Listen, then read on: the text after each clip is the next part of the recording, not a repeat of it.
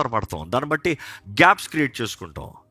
Bible చూసినప్పుడు అర్థమవుతుంది, చివరి దినాల్లో మనుషుడు ప్రేమ చల్లారిపోతుందంట. ఎవరి ప్రేమ? అగాపే ప్రేమ. ఆ గ్రీక్ మాట అగాపే అని ఉంది.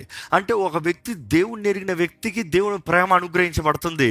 కాబట్టి నువ్వు దేవుణ్ణి ఎరిగిన వ్యక్తివైనా కూడా, దేవునిలో నువ్వు ఉన్నా కూడా నువ్వు అఫెండ్ అయ్యావు కాబట్టి ఆ ప్రేమ చల్లారిపోతుందంట.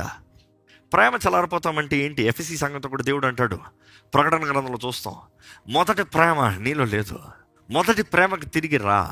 నీలో ఒక్కటి తక్కువైంది, నీ క్రియలు బాగున్నాయి, నీ ఫార్మాలిటీస్ బాగున్నాయి, ఇంకో మాట చెప్పాలంటే నీ రెస్పాన్సిబిలిటీస్ బాగానే ఉన్నాయి, నువ్వు చేయాల్సింది చేస్తున్నావు, నువ్వు చేయాల్సిన బాధ్యతలన్నీ చేస్తున్నావు, నీ పాత్రలన్నీ బాగానే ఉన్నాయి, కానీ నీలో ఒక్కటి తక్కువ ఉంది.